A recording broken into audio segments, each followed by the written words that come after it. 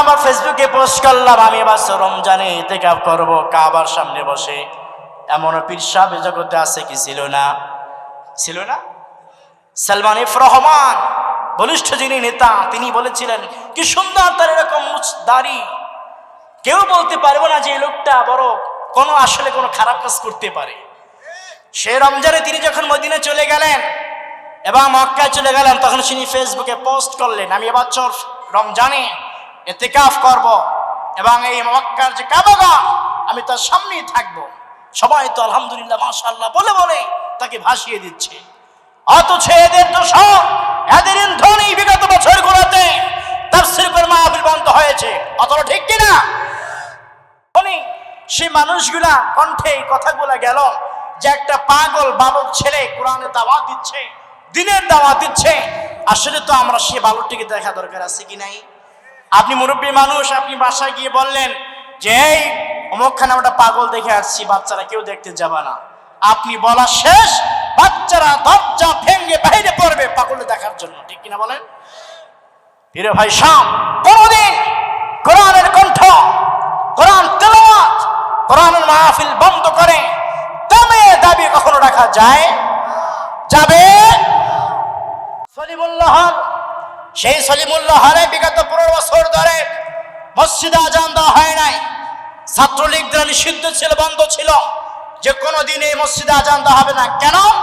যখনই মসজিদে আজান হয় তখনই তাদের ঘুমে ডিস্টার্ব হয়। নাউজুল বলবেন না? আমরা কোন দেশে বসবাস করছিলাম প্রিয় ভাই সব? ঢাকা বিশ্ববিদ্যালয় আমার দেশে জনগণের টাকায়, ট্যাক্সের টাকায় যে বিশ্ববিদ্যালয় চলে, বেতন হয়, সবকিছু হয়, খাওয়া দাওয়া ঘুম সবকিছু হয়, পড়াশোনা হয়, ডিগ্রি সবকিছু হয়। সেই বিশ্ববিদ্যালয় ঘোষণা হচ্ছিল ছাত্রলীগ দ্বারা এই মসজিদে আজান হবে না। কয়েকদিন আগে সেই ঢাকা সলিমুল্লাহ হল থেকে কয়েকদিন আগে আজান শুরু হয়েছিল। আসসালামু আলাইকুম ওয়া রাহমাতুল্লাহি ওয়া বারাকাতুহু। إن الحمد لله نحمده ونستعينه ونستغفره ونعوذ بالله من شرور أنفسنا ومن سيئات أعمالنا من يهده الله فلا مضل له ومن يضلله فلا هادي له ونشهد أن لا إله إلا الله وحده لا شريك له ونشهد أن سيدنا وسندنا وحبيب طبيبنا وطبيب قلوبنا ومولانا محمدا عبد الله ورسوله. فقد قال الله تعالى في كلامه المجيد والفرقانه الحميد. সকল জবান খুলে পড়ুন আউযু বিল্লাহি মিনাশ শাইতানির রাজীম।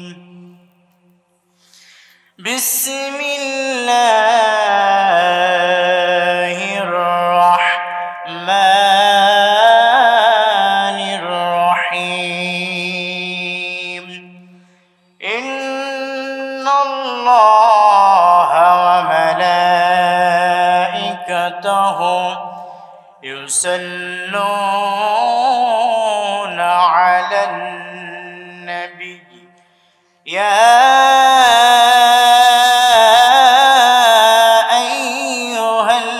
আইয়ুহাল্লাযীনা আমানু সাল্লু আলাইহি ওয়া সাল্লিমু তাসলিমা। আল্লাহুম্মা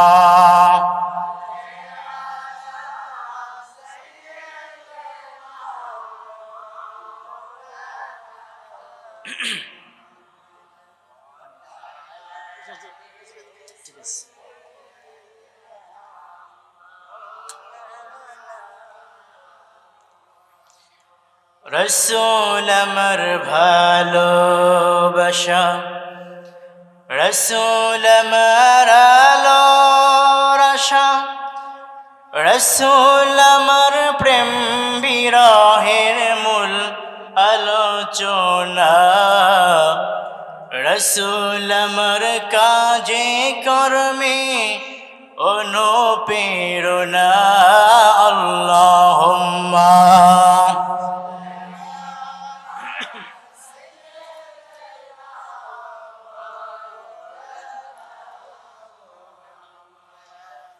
وعلى علي سيدنا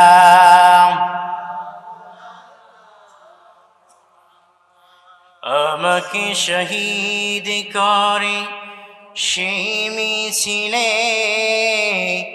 শামিল করে নিও,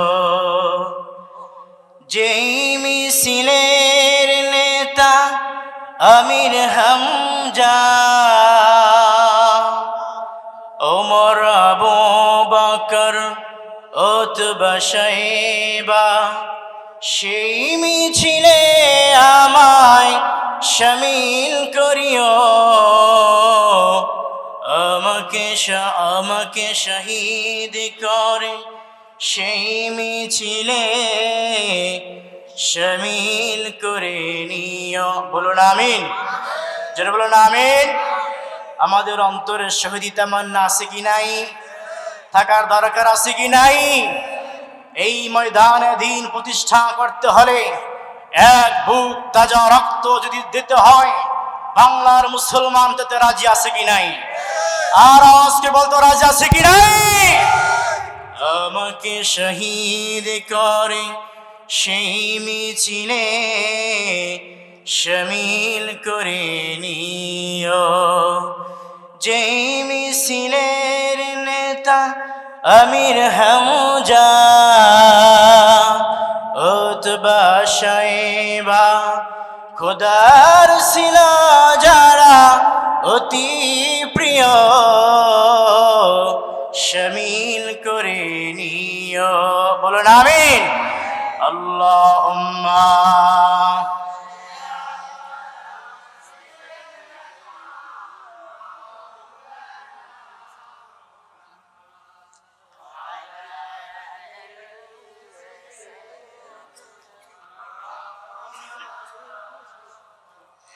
بلغ العلا بكماله كشف الدجى بجماله حسنت جميع خصاله صلوا عليه وآله नहीं दो जहां में मिसाली मोहम्मद, जमाले खुदा है कमाले मोहम्मद, बलगल उला।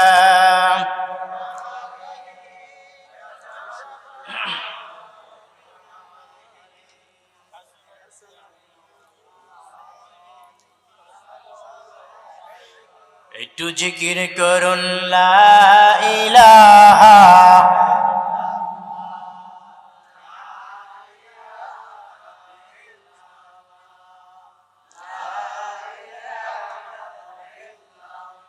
লা ইলাহা ইল্লাল্লাহ মুহাম্মাদুর রাসূলুল্লাহ। সকলে পড়েন জবান করে সাল্লাল্লাহু, আর জোরে সাল্লাল্লাহু। নবীর প্রতি দুরূদ পড়তে কোনো কষ্ট হয়? জোরে বলেন কোনো কষ্ট হয়? সকলে বলেন সাল্লাল্লাহু আলাইহি ওয়াসাল্লাম। মান সাল্লা আলাইহি নবিয়্যা, নবীজি বলছেন যে ব্যক্তি আমার দুরূদ শরীফ শুনলো অথবা পাঠ করলো, যে ব্যক্তি শুনলো অথচ সেই ব্যক্তি আমার উপর সেই দুরূদ পাঠ করলো না, সেই অনুষ্ঠান কোনো সেমিনার কোনো বক্তব্য সেটা দুরূদ শরীফ পেশ করা না পর্যন্ত আসমান এবং জমিন যে তফাৎ, যে মাঝখানে জায়গা রয়েছে, এখানে ঝুলন্ত অবস্থায় থাকে। যতক্ষণ পর্যন্ত তে আমার প্রতি দুরূদ শরীফ পড়ে ততক্ষণ পর্যন্ত সেই দোয়া আল্লাহর কাছে পৌঁছিয়ে দেওয়া হয়।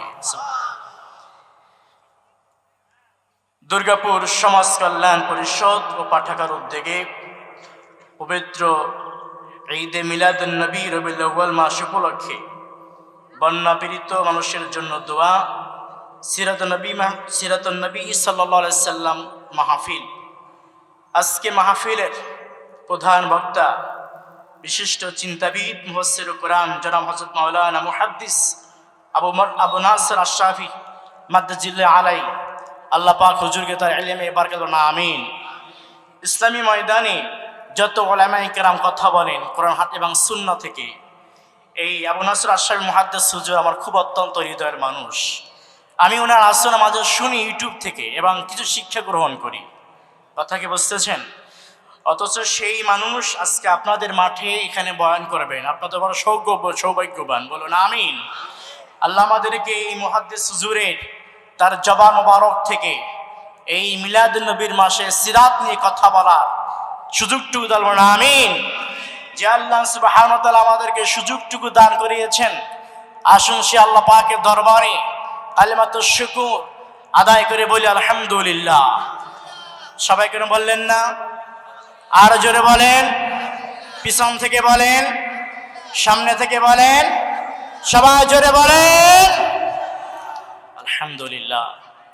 সবটুকু শুকরিয়া, সবটুকু ভালোবাসা জনাবে মুহাম্মদ রাসূলুল্লাহ, সকলে পড়ুন আলাইহিস সালাম, যিনি বদরুদ্দুজা শামসুদ্দোহা সাইয়্যিদুস সাকালাইন ইমামুল মুরসালিন আফতাবে নবুওয়াহ শাহেনশাহ রিসালাত সরকারে দু আলম হুজুর আকরাম, যে আল্লাহ সুবহানাহু ওয়া তাআলা এই রবিউল আউয়াল মাসে আল্লাহ পাক তাকে বিলাদাত শুভ আগমন ঘটিয়েছেন। আজকে আমরা সেই মাস পেয়েছি। আমরা এই মাস পেয়ে খুশি নেবে যান? এ ভাই জুড়ে বলেন, খুশি নেবে যান? খুশি। আসুন আমরা সেই নবীজির বিলাদত উপলক্ষে কিছু কথা আমরা শুনি, বলুন আমিন।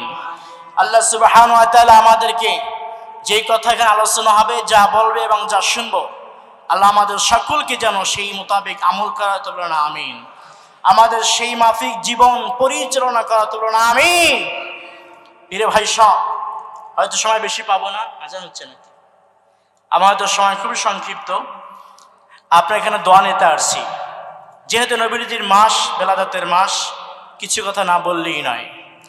আল্লাহ সুবহানাহু ওয়া তাআলা পৃথিবীর বুকে যত আম্বিয়া কেরাম তিনি পাঠিয়েছেন, যত আম্বিয়া কেরাম তিনি পাঠিয়েছেন, আদম সফিল থেকে শুরু করে ঈসা রুহুল্লাহ থেকে আমাদের নবী পর্যন্ত যত আম্বিয়া কেরাম তিনি পাঠিয়েছেন, আল্লাহ সুবহানাহু ওয়া তাআলা আমার আপনার নবীকে এতটা সম্মান দান করেছেন, এক্সপেক্ট করেছেন।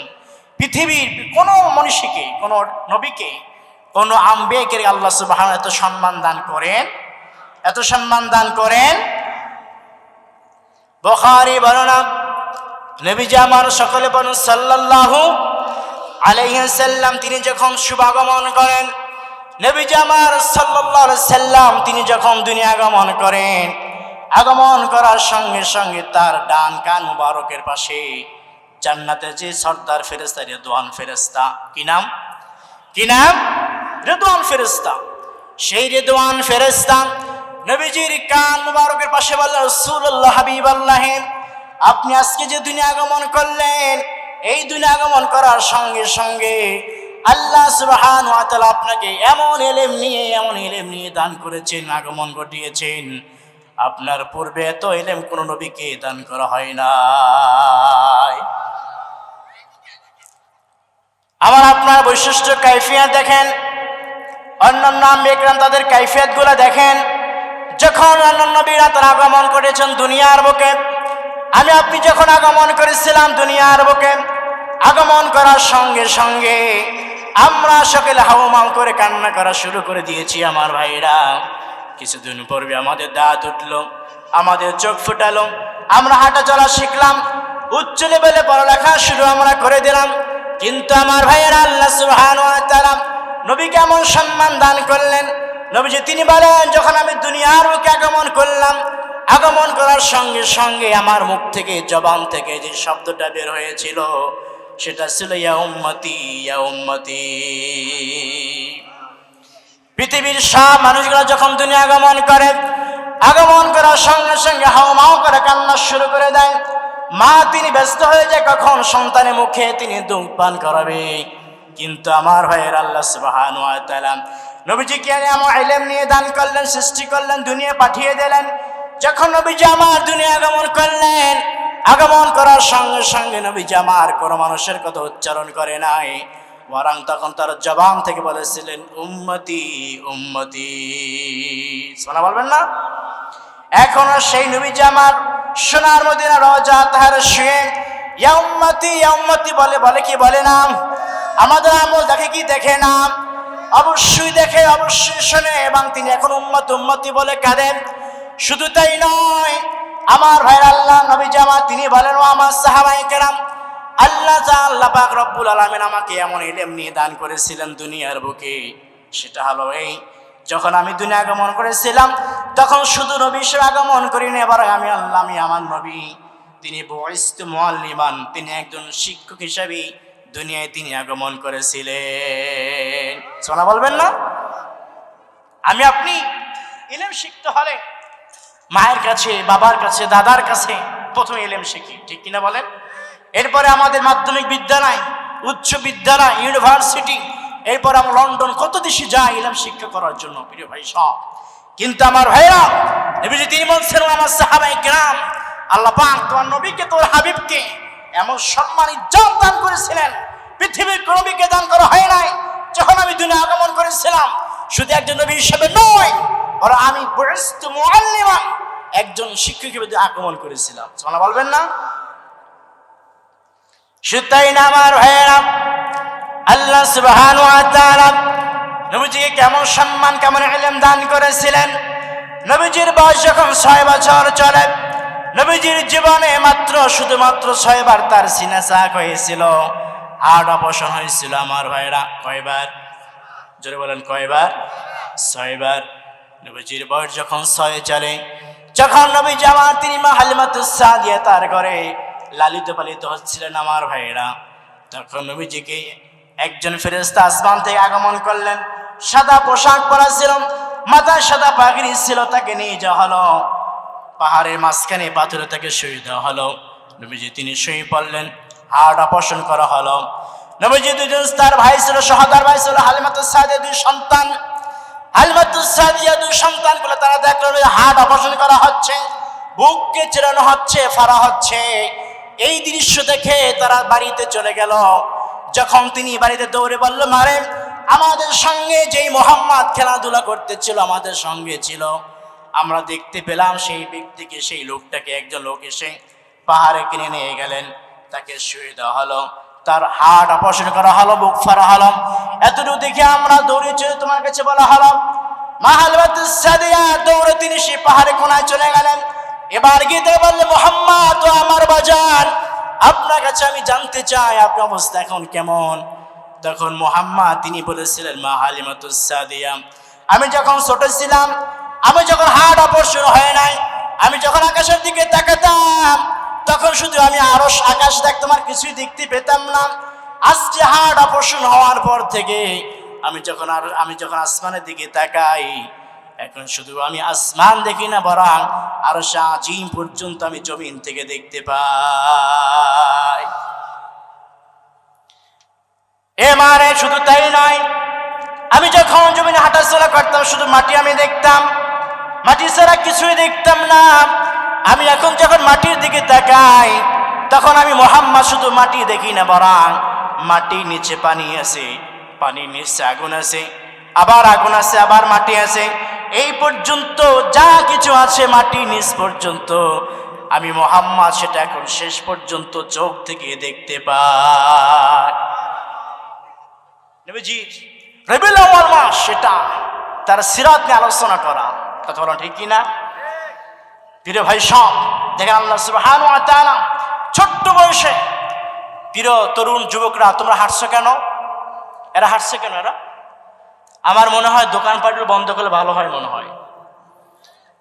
যারা স্বেচ্ছাসেবক আছেন আমি বলবো দোকানগুলো বন্ধ করে দেন, মাহফিলে ডিস্টার্ব হচ্ছে। হয় আপনারা মাহফিলে বসবেন, না এখান থেকে চলে যাবেন, দুটো একটা করবেন, কিন্তু মাহফিলে পরিবেশ নষ্ট করা আপনার কোনো অধিকার এখানে নাই। এখানে গরুর বাজার না মাছের বাজার আপনি হাওমা করবেন? একটা কোনো আওয়াজ হবে না এখানে। প্রিয় ভাই সব যে কথা বলতেছিলাম, আল্লাহ সুবহানাহু ওয়া তাআলা নবীজিকে কত সম্মান দান করেছিলেন, কত ইলম তাকে দান করা হয়েছিল। আজকে বিজ্ঞানীরা তারা সকলেই এই হাদিসটি নিয়ে তারা সবাই গবেষণা শুরু করে দিয়েছে যে নবীজি তিনি ছোট্ট বয়সে তিনি দেখেছিলেন যে মাটির নিচে আগুন আছে আবার পানি আছে, এটা বাস্তব কিনা। ফ্রান্সের বিজ্ঞানীরা তারা গবেষণা বসে গেলেন হাদিসটি নিয়ে, এবং তারা গবেষণা করে করে তারা আজকে সেই ফল তারা পেয়েছেন, সাকসেস হয়েছেন। আজকে বিজ্ঞানীরা তারা বলা শুরু করে, হ্যাঁ এই মাটির নিচে পানি আছে, পানির নিচে মাটি আছে, মাটির নিচে আগুন আছে। মুহাম্মদ সকলে বলেন সাল্লাল্লাহু আলাইহি ওয়াসাল্লাম 1400 বছর পূর্বে যে কথা বলেছিলেন জবান মুবারক থেকে, আজকে বিজ্ঞানী তারা সেটা প্রমাণ করেছে। সাল্লাল্লাহু বলবেন না? আর বলবেন সুবহানাল্লাহ। প্রিয় ভাই সব, এটা হচ্ছে সেই মাস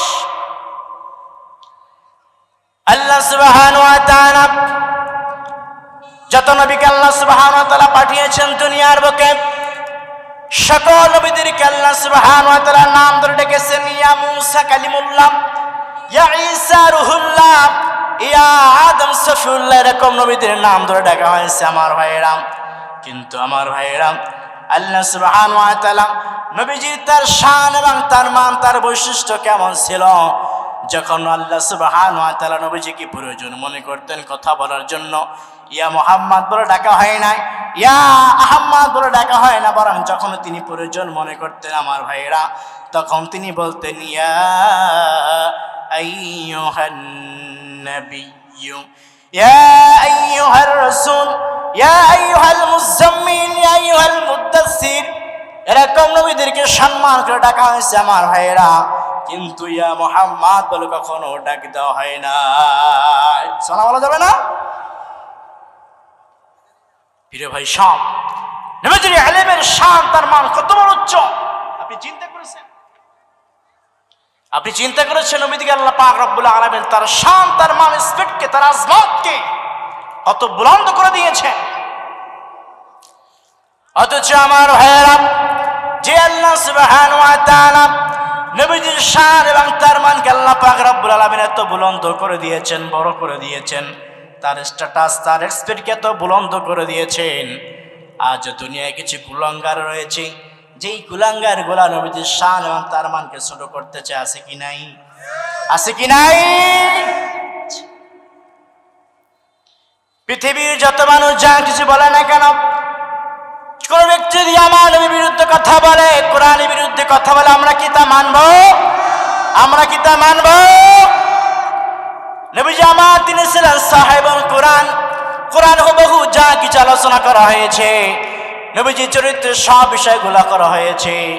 বিগত বছর দিন আমার ভাইয়েরা, যে নবীজি তিনি আমার সাহেবে কোরআন ছিলেন, মা আয়েশার কাছে বলা হলো, আয়েশা আমরা নবীজির চরিত্র সম্পর্কে জানতে চাই। মা আয়েশা তিনি বললেন, ও আমার সাহাবায়ে কেরামরা, তোমরা কি কোরআন পড়ো না? বলেন কোরআন পড়েছি। যদি তোমরা কোরআন পড়ে থাকো, তার নবীর চরিত্রে যা কিছু ছিল কোরআনের মধ্যে তা হবো সব কিছু মিল ছিল, বিন্দু পরিমাণ কোনো পার্থক্য ছিল না। এই কোরআন নবীজি আমার তিনি ছিলেন সাহেবুল কোরআন, হুবহু কোরআনের কপি। বিগত বছর দিনে কোরআনে মাহফিল বন্ধ হয়েছে কি হয় নাই? কথা বলা হয়েছে কি হয় নাই? তাফসীর কোরআন মাহফিল বন্ধ হয় কি হয় নাই? হয়েছে। অথচ আমার নবীজির উম্মাত দাবি করেছে আমার ভাইয়েরা, উমরা করতে গেলাম, আমার ফেসবুকে পোস্ট করলাম আমি এবার রমজানে ইতিকাফ করব কাবার সামনে বসে। এমন পীর সাহেব জগতে আছে কি ছিল না? ছিল না? সালমান এফ রহমান বলিষ্ঠ যিনি নেতা, তিনি বলেছিলেন কি সুন্দর তার এরকম দাড়ি, কেউ বলতে পারবে না যে এই লোকটা বড় আসলে কোনো খারাপ কাজ করতে পারে। সে রমজানে তিনি যখন মদিনা চলে গেলেন এবং মক্কায় চলে গেলেন, তখন তিনি ফেসবুকে পোস্ট করলেন আমি এবছর রমজানে ইতিকাফ করব এবং এই মক্কার যে কাবাগা আমি তার সামনেই থাকবো। সবাই তো আলহামদুলিল্লাহ মাশাআল্লাহ বলে বলে তাকে ভাসিয়ে দিচ্ছে। অথচ এদের তো সব এদের ইন্ধনই বিগত বছরগুলোতে তাফসীর করে মাহফিল বন্ধ হয়েছে। অতটা ঠিক কিনা? নবী জামাত দিলেন সাহাবের কোরআন, তিনি সবসময় কোরআন তেলাওয়াত করতেন। আমার পূর্বে যিনি বক্তা আলোচনা ওয়াজ করেছিলেন, নবীজির তার কোরআনের কণ্ঠ এত সুমধুর ছিল আমার ভাইয়েরা, শুধু মুমিন মুসলমান নয় বরং যত কাফের খ্রিস্টান ছিল দিনে তারা নবীজির বিরুদ্ধে কথা বলতো, কাজ করতো, প্রোগ্রাম বন্ধ করে দিত। যখন নবী জামাত তিনি রাতের বেলায় কোরআন তেলাওয়াত শুরু করে দিতেন, ওই কাফের মুশরিক সবাই গিয়ে তার বাড়ি করে কোরআন তেলাওয়াত শুনতেন। যখন ফজর আজান হয়ে গেল, উতবা সাহেব সবাই বলা, কিরে আবু জাহেল তুমি আমার সামনে কেন?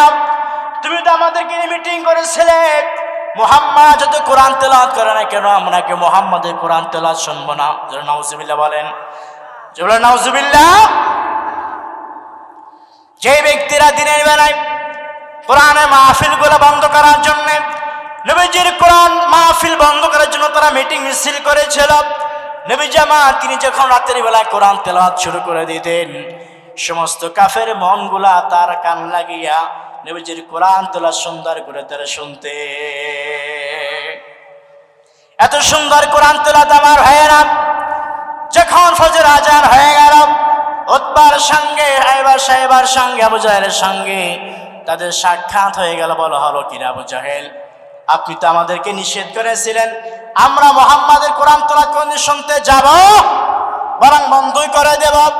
মক্কার জমিনে যত মানুষ হজ করতে আসছিল দূর অঞ্চল থেকে, এরকম সুন্দর করে তারা সবাই তাবু স্থাপন করেছিল।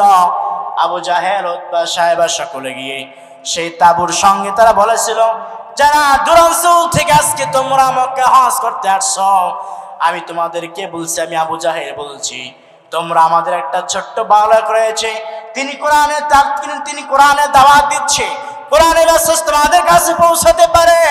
যদি তোমাদের কাছে কোরআনের দাওয়াত পৌঁছে দেয়, শুনিয়ে দেয়, তোমরা তার কথাগুলো শুনবে। এরে ভাই সব, যখনই সেই মানুষগুলা কণ্ঠে কথাগুলা গেল যে একটা পাগল বালক ছেলে কোরআনের দাওয়াত দিচ্ছে, দিনের দাওয়াত দিচ্ছে, আসলে তো আমরা সেই বালকটিকে দেখা দরকার আছে কি নাই? আপনি মুরব্বী মানুষ, আপনি বাসায় গিয়ে বললেন যে এই অমুকখানে আমরা পাগল দেখে আসছি, বাচ্চারা কেউ দেখতে যাবে না। আপনি বলা শেষ, বাচ্চারা দরজা ভেঙে বাইরে পড়বে পাগল দেখার জন্য, ঠিক কিনা বলেন? সেই মক্কার যুগে যত হজ করতে আসলো, যখনই তারা শুনল অমুক স্থানে একজন পাগল রয়েছে কোরআন তেলাওয়াত করেন, কোরআনের সুন্দরগুলো তারা মেসেজগুলো দাওয়াত দিচ্ছে, যখন সেইগুলা তারা শুনলো, সব মানুষগুলা তাবুগুলা ছিন্ন করে সেই বালক মুহাম্মাদের কোরআন তেলাওয়াত শুনতে গিয়েছিল। সব মানুষগুলো বলা হার শুরু করে দিল, এই যদি হয় একটা মানুষের কোরআন তেলাওয়াত, না জানেন আল্লাহ পাক কত সুন্দর। যত মানুষগুলাকে কোরআন তেলাওয়াত শোনার জন্য বিরুদ্ধে আচরণ করা হয়েছিল, সব মানুষগুলা মুহাম্মাদের কোরআন তেলাওয়াত শুনে তারা সবাই ইসলাম গ্রহণ করেছিল। যখন উতবা সাহেব আবু জাহেল মিটিং করলো, মিটিংয়ে তারা সফল হয়ে এলো না। এবার তারা দ্বিতীয় দিন মিটিং করলো, যেহেতু আজকে আমরা সবাইকে জানিয়ে দিলাম, আর সবাই তার কোরআন তেলাওয়াত শোনার জন্য আগমন করলো, আসলো এবং মুহাম্মাদের হাতে হাত রেখে ইসলাম গ্রহণ করলো, তাহলে আমাদের একটা অধ্যায়, আমাদের একটা বৈশিষ্ট্য কায়েম করতে হবে। কি সেই বৈশিষ্ট্য? মুহাম্মদ যতই কোরআন তেলাওয়াত শোনে না কেন, আমরা সকলেই জোরে জোরে মিউজিয়াম বাজানো শুরু করে দেব, তার তেলাওয়াত আমরা কখনোই শুনবো না। যখন আবু জাহেল, উতবা সাহেব এই মিটিং তারা সফল হতে শুরু করলো, যতই তারা মিউজিয়ামে রেজিস্টার দেয়, কোনোদিন সেই মিউজিয়াম আর চালু হয় না। প্রিয় ভাই সব, কোনোদিন কোরআনের কণ্ঠ, কোরআন তেলাওয়াত, কোরআনের মাহফিল বন্ধ করে দাবি কখনো রাখা যাবে কোনদিন নয়। যত বেশি করে কোরআনের মাহফিলে, কোরআনে মিটিয়ে, কোরআনে মিছিলে, কোরআন তেলাওয়াতে বাধা দেওয়া হবে, ঠিক তার চেয়ে বেশি দ্বিগুণ কোরআনের মাহফিল, কোরআনের ময়দান যুবক দ্বারা, মুরব্বী দ্বারা, কিশোর দ্বারা, তরুণ দ্বারা ভরে যাবে। কথা হলো ঠিক কিনা? চিন্তা করা যে আমাকে আমার একজন ভাই বলেছিল, হুজুর আমরা বিগত 16টি বছরে কোরআনে মাহফিল করতে পারি নাই, একজন মুসলিম দেশে এর চেয়ে আফসোস আর কি হতে পারে? আপনি যেন অবাক হবেন, ঢাকা বিশ্ববিদ্যালয় সলিমুল্লাহ হল রয়েছে। যারা পড়াশোনা করেন তারা অবশ্যই জানেন কি হল, সলিমুল্লাহ হল। সেই সলিমুল্লাহ হলে বিগত 15 বছর ধরে মসজিদে আজান দেওয়া হয় নাই। ছাত্রলীগ দ্বারা নিষিদ্ধ ছিল, বন্ধ ছিল, যে কোনো দিন এই মসজিদে আজান দেওয়া হবে না। কেন? যখন মসজিদে আজান হয় তখনই তাদের ঘুমে ডিস্টার্ব হয়। নাউজুবিল্লাহ বলবেন না? আমরা কোন দেশে বসবাস করছিলাম প্রিয় ভাই সব? ঢাকা বিশ্ববিদ্যালয় আমার দেশে জনগণের টাকায়, ট্যাক্সের টাকায় যে বিশ্ববিদ্যালয় চলে, বেতন হয়, সবকিছু হয়, খাওয়া দাওয়া ঘুম সবকিছু হয়, পড়াশোনা হয়, ডিগ্রি সবকিছু হয়। সেই বিশ্ববিদ্যালয় ঘোষণা হচ্ছিল ছাত্রলীগ দ্বারা এই মসজিদে আজান হবে না। কয়েকদিন আগে সেই ঢাকা সলিমুল্লাহ হল থেকে কয়েকদিন আগে আজান শুরু হয়েছিল। এ হচ্ছে আমার বাংলাদেশ, এই ছিল আমার বাংলাদেশ। আমরা তো 560টি মডেল মসজিদ দেখে পাগল পরা হয়ে গেছি, ঠিক কিনা বলেন? আহা, কত সুন্দর 560টি মডেল মসজিদ। অথচ 560টি মডেল মসজিদ কাদের টাকা হয়েছে কেউ কখন বলে নাই। সৌদি আরবের টাকার মাধ্যমে এই বাংলাদেশে 560টি মডেল মসজিদ হয়েছে, আর বাবার টাকা হয় না, কত ঠিক কিনা? অথচ আমরা ঘোষণা করেছি, প্রচার করেছি, অমুকের অবদান, তমুকের অবদান। প্রিয় ভাই সব, ইতিহাস কণ্ঠবদ্ধ হয়েছিল, কাউকে কোনো সঠিক কথা প্রচার করতে দেওয়া হয় নাই। এই ছিল আমাদের বিগত দিনের 16 বছর, 15টি বছর। মানুষ কোরআনের মাহফিলগুলো শুনবে, কথাগুলো শুনবে, সেগুলো শুনতে দেওয়া হয় নাই। যেই লোকটা, যেই কোরআনের পাখি বিগত বছর সারা বাংলা, শুধু তাই নয়, ইউরোপ আমেরিকা ঘুরে ঘুরে কোরআনের তালিম করেছে, কোরআনের মাহফিল করেছে, কোরআনের দাওয়াত দিয়েছে, জানলাম না, জীবনী জানলাম না, জেনে মানলাম না, এটা তো একজন খাঁটি উম্মতের পরিচয় হতে পারে? একজন রবিউল আউয়াল মাস শিক্ষা হচ্ছে নবীজি তিনি তার জীবনে যে বিষয় তিনি বাস্তবায়ন করেছিলেন সমাজের কাছে, আমাদের সেই বিষয়গুলো অবশ্যই পালন করতে হবে। আমিন।